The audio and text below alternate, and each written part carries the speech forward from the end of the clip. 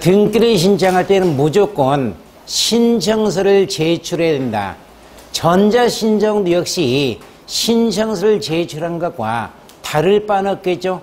다만 온라인으로 처리될 뿐이고 신청서는 등기 시에 제출돼야 됩니다. 거기 신청서에 기재 방법이 나옵니다. 1건 1신청주의라고 되어 있습니다. 보니까 한 개의 부동산별로 한 개의 등기 원인마다 내지 등기 목적마다 별건으로 신청을 해야 된다. 만약에 칠판 보시면은 서초동에 있는 주택이 있습니다. 이 주택이라면 건물과 토지로 구성되어 있죠. 이 건물 소유자가 A가 건물 보는 B에게 매매를 하였고 그 다음에 토지 보는 B에게 증여를 하였습니다. 매매나 증여 등기 원인이죠. 같습니까? 틀립니까? 틀린 겁니다. 그래서 이때는 건물 보는 등기와 토지 보는 등기는 따로따로 신청을 해야 된다.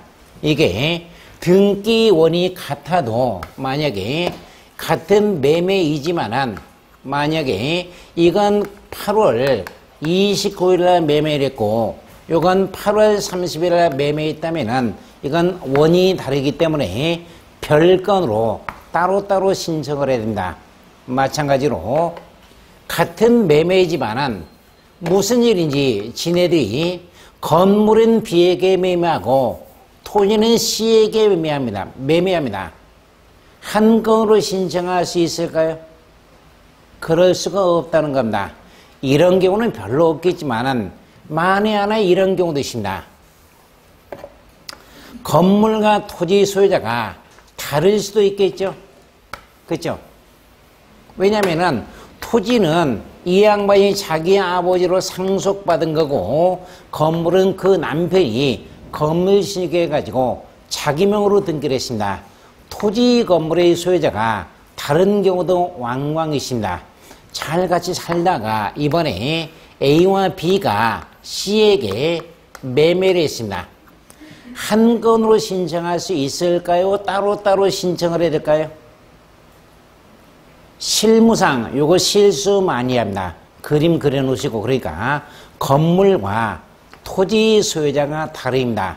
누구 어느 놈한테 팔았습니다. 당사자가 다르죠. 한 건 신청 된다고요? 안 된다고요?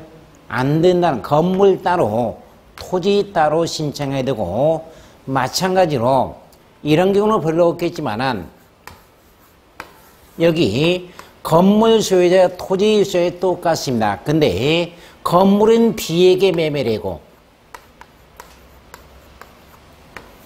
토지는 C에게 매매를 합니다. 살다 보면 그런 일도 있겠죠.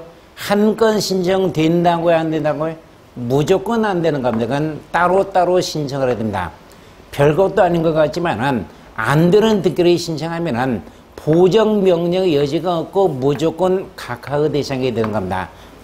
이 점 주의하시고 그 다음에 예외 부분에 보시면은 관할등기소가 동일하고 관로 2번에 동그라미 1번입니다.